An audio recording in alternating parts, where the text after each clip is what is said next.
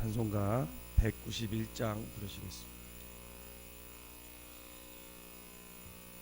찬송가 191장 부르시겠습니다.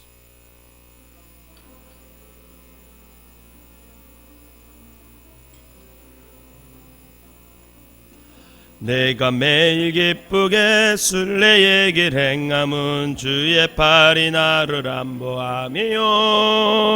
내가 주의 큰 복을 받는 참된 비결은 주의 영이 함께함이라. 성령이 계시네, 할렐루야 함께하시네. 좁은 길을 걸으며 밤낮 기뻐하는 것 주의 영이 함께함이라. 전에 죄에 빠져서 평안함이 없을 때 예수 십자가의 공로 힘입어 그 발 아래 엎드려 참된 평화 얻음은 주의 영이 함께함이라. 성령이 계시네, 할렐루야 함께하시네.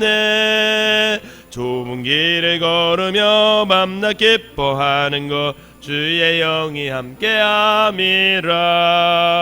나와 동행하시고 모든 염려하시니 나는 숲의 새와 같이 기쁘다. 내가 기쁜 마음으로 주의 뜻을 행함은 주의 영이 함께함이라. 성령이 계시네, 할렐루야 함께하시네. 좁은 길을 걸으며 밤낮 기뻐하는 것 주의 영이 함께함이라. 세상 모든 욕망과 나의 모든 정력은 십자가에 이미 못을 박았네. 어두운 밤이 지나고 무거운 짐 벗으니 주의 영이 함께함이라. 성령이 계시네, 할렐루야 함께하시네. 좁은 길을 걸으며 밤낮 기뻐하는 것 주의 영이 함께함이라. 아멘. 사도신경으로 신앙 고백 드리도록 하겠습니다. 전능하사 천지를 만드신 하나님 아버지를 내가 믿사오며 그 외아들 우리 주 예수 그리스도를 믿사오니 이는 성령으로 잉태하사 동정녀 마리아에게 나시고 본디오 빌라도에게 고난을 받으사 십자가에 못 박혀 죽으시고 장사한 지 사흘 만에 죽은 자 가운데서 다시 살아나시며 하늘에 오르사 전능하신 하나님 우편에 앉아 계시다가 저리로서 산 자와 죽은 자를 심판하러 오시리라. 성령을 믿사오며 거룩한 공예와 성도가 서리구토하는 것과 죄를 사하여 주시는 것과 몸이 다시 사는 것과 영원히 사는 것을 믿사옵나이다. 아멘. 오늘 함께 하는 말씀은 열왕기상 13장 11절에서 34절까지 보도록 하겠습니다. 열왕기상 13장 11절에서 34절입니다. 베델에 한 늙은 선지자가 살더니 그의 아들들이 와서 이날에 하나님의 사람이 베델에서 행한 모든 일을 그에게 말하고 또 그가 왕에게 드린 말씀도 그들이 그들의 아버지에게 말한지라.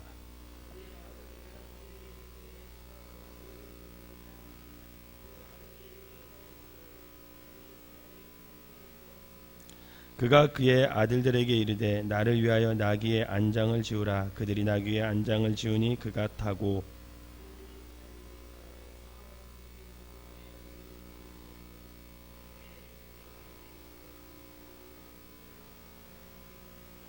그가 그 사람에게 이르되 나와 함께 집으로 가서 떡을 먹으라.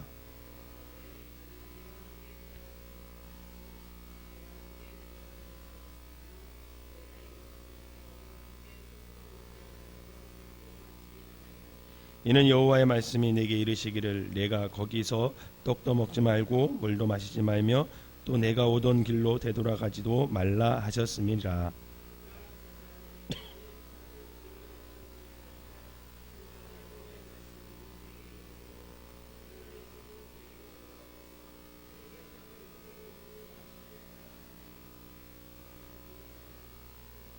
이에 그 사람이 그와 함께 돌아가서 그의 집에서 떡을 먹으며 물을 마시니라.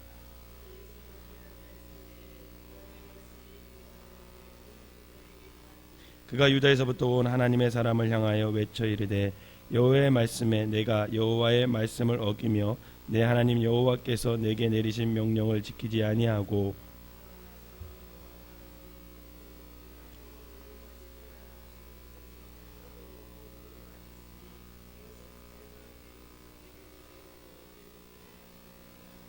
그리고 자기가 데리고 온 선지자가 떡을 먹고 물을 마신 후에 그를 위하여 나귀 안장을 지으니라.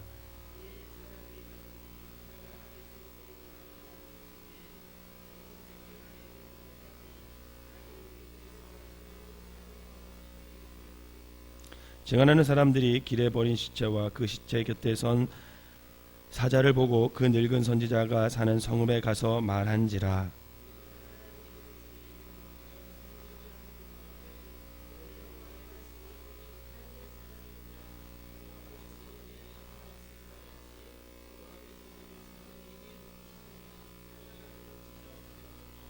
이에 그의 아들들에게 말하여 이르되 나를 위하여 나귀 안장을 지으라. 그들이 안장을 지으매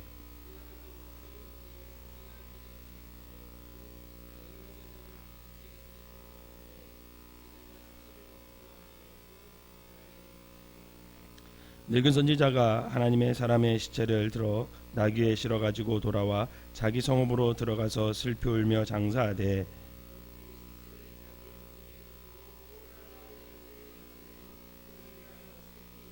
그 사람을 장사한 후에 그가 그 아들들에게 말하여 이르되 내가 죽거든 하나님의 사람을 장사한 무신의 나를 장사하되 내 뼈를 그의 뼈 곁에 두라.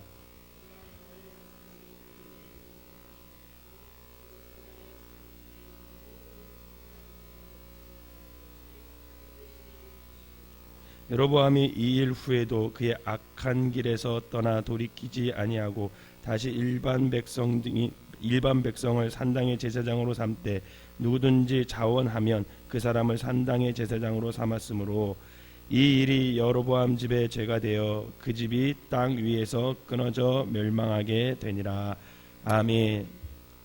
이 새벽에도 하나님의 은혜가 여러분들과 함께 하시기를 주님의 이름으로 축원합니다. 본문을 읽으면서 이해되지 않는 내용도 있고 또 여기서 어떻게 설교를 해야 될까 하는 생각을 많이 하면서 묵상을 했습니다. 오늘 말씀에 보면 젊은 선지자와 늙은 선지자가 이제 등장을 하는데 11절과 12절을 통해서 알 수 있는 것은 이 늙은 선지자가 어떠한 사람인지를 짐작할 수가 있어요. 늙은 선지자에게 아들들이 있었는데 그들이 젊은 선지자의 행적을 그의 아버지 이 늙은 선지자에게 보고한 것을 보면 그의 아들들은 1절에서 10절까지 나온 그 여로보암이 세운 우상숭배의 절기 행사에 참여했다가 이 젊은 선지자가 행한 일을 다 본 사람들이죠. 그리고 여로보암 시대에는 하나님을 잘 섬기기 위해서 많은 선지자들이 남유다로 가게 됩니다. 그게 이제 역대하 11장 6절에 보면 나오는데 북이스라엘에서는 선지자들이 활동을 못해요. 여로보암 때문에. 왜 그러냐면 우상숭배를 하니까 선지자들이 양심상 나는 우상숭배 못하겠다 해가지고 남유다 쪽으로 다 넘어가거든요. 그런데 이 선지자는 여전히 베델에 남아 있었어요. 이 늙은 선지자는. 또한 젊은 선지자들 유혹하기 위해서 늙은 선지자는 하나님의 말씀을 받지도 않았음에도 불구하고 받았다 거짓말을 해서 이 젊은 선지자를 어떡합니까? 꼬시죠. 유혹하죠. 그렇게 점을 감안해 볼 때 그는 이미 이 여로보암의 종교 정책에 동의하고 있었던 사람이라고 할 수 있습니다. 하지만 오늘 본문에서는 이 신실하지 아니한 그 늙은 선지자는 북이스라엘 땅에서 버젓이 잘 살고 있는데 하나님의 사람이었던 무명의 선지자는 한순간의 잘못으로 그의 생을 마감하게 되는 것을 볼 수 있습니다. 오늘 문제의 발단이 된 것처럼 왜 늙은 선지자는 자신의 사명을 끝내고 돌아가던 그 무명의 젊은 사자를 따라갔을까? 12절과 14절을 읽어보면 이 늙은 선지자는 굳이 젊은 선지자를 따라가기 위해서 나귀를 타고 서둘러서 쫓아가는 것을 볼 수 있어요. 그리고 그리고 그를 자신의 집에 데려가려고 했습니다. 이 늙은 선지자는 젊은 선지자를 자신의 집으로 데리고 오기 위해서 능수능란한 거짓말을 시도했어요. 그 젊은 선지자는 한두 번 버티다가 결국 그 늙은 선지자를 따라 집으로 가게 됩니다. 성경은 이 늙은 선지자가 왜 그를 따라가 유혹했는지 명확하게 밝혀주지 않아요. 다만 늙은 선지자가 무명 선지자에게 호감을 갖고 있었다는 것을 알 수 있고, 또 그가 진정 하나님의 선지자임을 이미 늙은 선지자는 알고 있었다는 것은 짐작할 수 있습니다. 29절에서 31절에 보면 이 젊은 선지자가 하나님의 명령을 어긴 결과로 죽게 되었을 때에 그 늙은 선지자가 그 젊은 하나님의 사람의 시체를 붙들고 울었고 무덤을 마련해 묻어주었고 자신이 죽거든 그 사람의 묘에 함께 묻어달라고 당부까지 그 아들에게 남기게 됩니다. 이 부분이 앞뒤가 잘 안 맞는 것 같아요. 아무리 그래도 왜 그랬을까? 그러나 이 늙은 선지자는 적어도 자기가 이 젊은 사람을 젊은 그 무명의 선지자를 하나님의 말씀으로도 벗어나게 유혹은 했지만 이 늙은 선지자는 이 젊은 무명의 선지자가 그래도 하나님의 사람이었다라는 것을 알고 있었다는 대목이 그 장면을 통해서 알 수는 있습니다. 그러면 하나님의 대안으로 살지 아니하고 자신의 종교 정책에 충실하게 살았던 이 여로보암 왕의 죄악을 지적하기 위해서 이 북이스라엘 제사 행사에 나타났던 이 무명의 신실한 선지자는 어떤 거짓말에 속아 넘어갔을까? 이 늙은 선지자가 말한 18절을 우리가 한번 같이 읽어보도록 하겠습니다. 18절을 한번 같이 읽어보도록 하겠습니다. 시작. 그가 그 사람에게 이르되 나도 그때와 같은 선지자라. 천사가 여호와의 말씀으로 내게 이르기를 그를 내 집으로 데리고 돌아가서 그에게 떡을 먹이고 물을 마시게 하라 하였느니라 하니 이는 그 사람을 속임이라. 아멘. 분명 하나님께서는 이 무명의 젊은 선지자에게 뭐라고 얘기했냐면 너는 거기 가서 물도 먹지 말고 떡도 먹지 말고 오던 대로 다시 돌아가지도 말고 그렇게 명령을 했어요. 그런데 이 늙은 선지자는 뭐라고 이 젊은 무명의 선지자를 속이냐면 나도 선지자라는 거예요. 그러면서 내게도 천사가 나타나 말씀해 주셨는데 당신에게는 하나님이 먹지도 말고 마시지도 말라 했는지 몰라도 하나님은 내게 오히려 당신에게 떡과 물을 주라고 명령했다. 이렇게 속입니다. 바로 직전까지는 이 선지자답게 철저히 하나님의 말씀을 마음에 담고 있던 그 하나님의 사람은 순간적으로 그 늙은 선지자에게 경계심을 풀게 되었고 순수히 그를 따라 집으로 가게 됩니다. 결국 이 한 번의 실수가 엄청난 결과를 초래하게 됨을 성경은 매우 엄중하게 다루기 위해서 이 무명의 선지자의 죽음을 통해 경고하고 있는 것 같습니다. 20절에서는 하나님의 사람에 대해 얼마나 엄중한 경고를 내리시는지 그 하나님의 사람이 먹으려고 상 앞에 앉아 있었을 때에 그것도 아이러니하게 하나님의 말씀이 그 자신을 속였던 늙은 선지자에게 임하여서 그 늙은 선지자의 입을 빌려서 말을 하고 있어요. 21절과 22절을 한번 읽어보도록 하겠습니다. 시작. 그가 유다에서부터 온 하나님의 사람을 향하여 외쳐 이르되, 여기서 그가는 늙은 선지자를 말하는 거거든요. 계속 읽어보겠습니다. 여호와의 말씀이 내가 여호와의 말씀을 어기며 내 하나님 여호와께서 내게 내리신 명령을 지키지 아니하고 돌아와서 여호와가 나더러 떡도 먹지 말고 물도 마시지 말라 하신 곳에서 떡을 먹고 물을 마셨으니 내 시체가 내 조상들의 묘실에 들어가지 못하리라 하셨느니라 하니라. 아멘. 먹지 말고 마시지도 말라고 한 떡과 물을 마셨으니 죽게 될 것이라는 예언이에요. 그러하기에 이어서 나오는 23절을 이해하기가 좀 어렵습니다. 그 무명의 하나님의 선지자는 자신에 관한 예언의 말씀을 들었음에도 불구하고 보통 사람이면 어떡하겠어요, 여러분? 거기서 먹고 마시는 걸 딱 멈추고 어떡하겠습니까? 뭐 떠나든지, 아니면 자기가 잘못했거나 하고 회개하든지 뭐 이랬을 텐데, 그는 그 얘기를 들었음에도 불구하고 떡과 물을 다 먹고 마셨을 뿐만 아니라 나중에 나귀 선물까지 받아서 어떻게 해요? 길을 떠나요. 1절부터 10절에 나온 무명의 젊은 선지자, 또 지금의 젊은 선지자 같은 사람인데도 불구하고 전혀 다른 반응을 하는 것을 볼 수가 있어요. 1절에서 10절까지 나타난 이 젊은 무명 선지자는 하나님의 말씀에 철저히 순종하죠.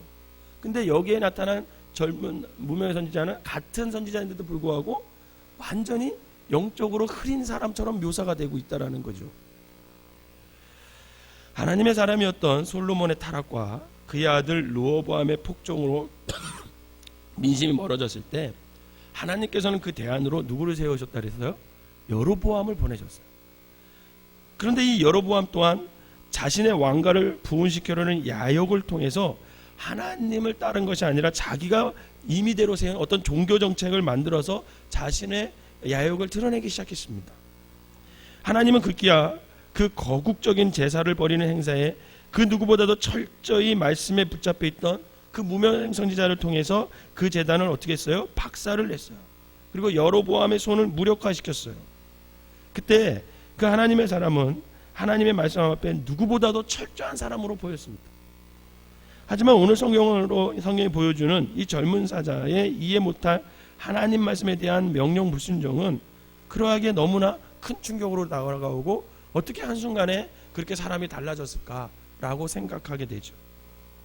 그리하여 그 결과로 이 신실했던 하나님의 사람은 길에서 사자를 만나 죽음을 당했으며 사자는 그 하나님의 사람을 물어 죽였지만 타고 온 나귀도 건들지 않았을 뿐만 아니라 물어 죽인 그 시체도 뜯어먹지 않았습니다.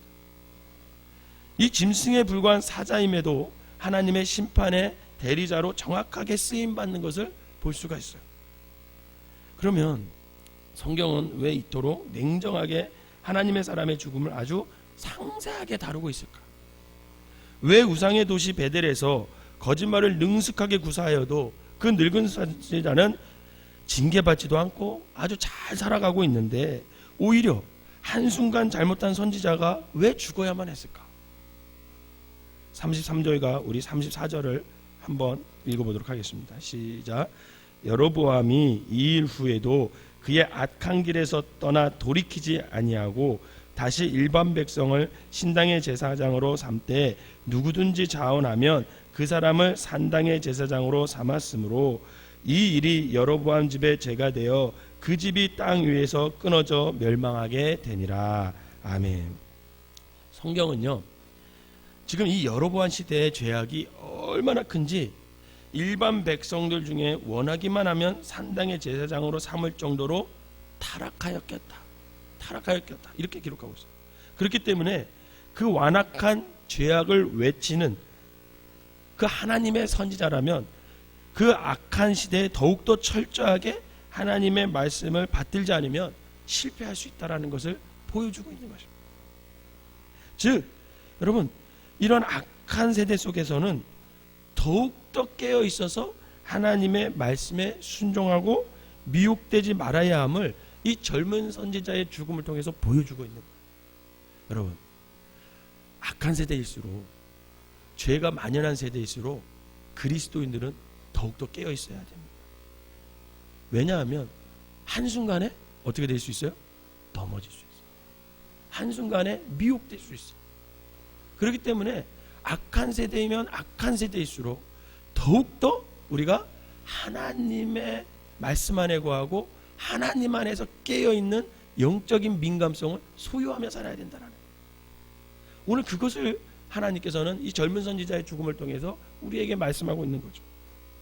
안성도 여러분, 우리는 솔로몬과 르호보암, 여로보암 그리고 무명의 하나님의 사람을 통해서 하나님의 부르심 앞에서도 철저히 자신들의 사명을 망각하며 살아갈 수 있겠구나라는 것을 알고 있어요. 왜요? 솔로몬도 타락하죠. 르호보암도 타락하죠. 여로보암도 타락하죠. 무명의 하나님의 선지자도 한순간 유혹에 넘어가죠. 하나님의 대안으로 세웠겠지만 그들이 망가질 수도 있구나. 여러분, 이것을 우리가 깨달아야 됩니다. 우리가 지금 그리스도인으로 부름을 받았어요. 또 그리스도인으로 부름을 받았고 어떤 사람은 목사로서, 또 어떤 사람은 장로로서, 권사로서, 집사로서 각각 직분을 부름받았고 사명을 부름받았습니다. 그런데 여러분, 그 부름을 받았음에도 불구하고 그 제약된 세상에서 언제든지 우리는 넘어질 수 있다는 것을 기억하고 살아야 된다. 여로보암이 하나님께 부름받았다는 사실은 잊어버리고 여전히 우상숭배에 몰입하여 스스로 하나님을 잘 섬기고 나라를 잘 다스린다는 착각에 빠져 있었을 때 하나님은 그 이스라엘 백성들에게 정신이 번쩍 들 정도로 회개의 기회를 분명히 줬습니다. 왜? 우상숭배하는 제단을 다 엎어버렸거든요, 하나님께서. 하지만 끝내 그 모든 하나님의 진심을 묵살해버린 그 여로보암의 모습을 성경은 보게 해주고 더욱더 뭐라고 얘기하냐면 여로보암 시대는 더욱더 악해졌다고 얘기합니다. 그러면 오늘 우리의 모습은 어떠합니까? 하나님의 말씀을 잘 듣고 하나님께 순종하고 살아가고 있습니까? 사실 이 시대나 여로보암 시대나 악한 세대는 똑같습니다. 지금도 우리는 악한 세대 속에서 그리스도인이라는 모습으로 살아가고 있어요. 그런데 정말 이 악한 세대를 살고 있는 우리가 하나님 말씀 안에 거하고 있냐라는 거죠. 하나님의 말씀에 순종하고 살아가느냐라는 거예요. 또 영적으로 민감해서 늘 깨어있냐라는 거죠. 아니면 하나님의 말씀을 때론 무시하고 내 욕망, 내 뜻, 내 고집대로 그렇게 사인을 줄 때도 불구하고 하나님의 말을 잘 들어야 함에도 불구하고 그냥 무시하며 살아가고 있지는 않은지 한번 그것을 생각해 보자라는 거죠. 사랑하는 성도 여러분, 악한 세대일수록 더 주님의 말씀을 붙들고 살아가시길 바랍니다. 악한 세대일수록 더 영적으로 깨어서 민감하게 하나님의 음성을 듣는 그런 영적 깨어있어. 그게 오늘 저와 여러분들에게 필요함을 믿으시기를 바랍니다. 바라기는 늘 영적으로 민감하여 하나님께서 말씀하실 때 그 사인을 주실 때 마음으로 잘 듣고 회개할 것은 회개하고 우리가 우리의 삶 속에서 순종하여서 여로보암의 길이 아닌 다윗의 길을 걸어가는 그런 하나님의 마음에 합한 그런 삶을 살아가는 저와 여러분들이 되시기를 주님의 이름으로 축원합니다. 기도하겠습니다. 사랑과 은혜가 충만하신 하나님, 여로보암 시대도 악하지만 오늘을 살아가는 이 시대도 정말 악한 세대를 우리가 살아가고 있습니다. 하나님의 말씀을 모르고 내가 그리스도인이 아니면 그 악한 세대를 살아가는 것이 문제가 없지만 하나님, 우리는 그리스도인이기에 아버지 하나님 그 악한 세대를 거슬러 올라가서 하나님의 말씀으로 살아야 하기에 오늘도 아버지 하나님 말씀 안에 힘든 그런 또 하루를 살아가야 합니다. 많은 유혹이 있을 것이고 또 내 욕망이 아버지 하나님 하나님의 말씀을 무시할 수 있는 순간도 올 것이고 또 내 뜻대로 내 고집대로 아버지가 살아가는 그 순간 여러 상황이 다가올 수도 있습니다. 하나님, 이러한 세대 속에서 하나님 우리가 깨어서 영적으로 민감한 사람들이 될 수 있도록 인도하여 주시옵소서. 하나님의 말씀 안에 거하는 사람들 되게 하여 주시고 내 욕망, 내 뜻대로, 내 고집대로 살아가는 것이 아니라 오직 깨어 있어서 하나님의 말씀이 무엇인지 바로 알아 그 말씀대로 순종하며 살아갈 수 있는 믿음의 사람들이 되게 하여 주시옵소서. 잘못된 길로 갈 때 하나님께서 말씀하실 때 그것을 마음으로 잘 듣고 회개함으로 우리가 삶으로 순종할 줄 아는 아버지 귀한 성도들이 되게 하여 주셔서 우리의 삶의 길이 여로보암의 길이 아닌 다윗의 길을 걸어가는 하나님의 백성이 될 수 있도록 인도하여 주시옵소서. 그리하여 아버지 이 악한 세대에 한순간의 실수로 넘어지는 자가 아니라 늘 깨어 있어서 하나님의 대언자로 살아갈 수 있는 참된 그리스도인들 되게 하여 주시옵소서.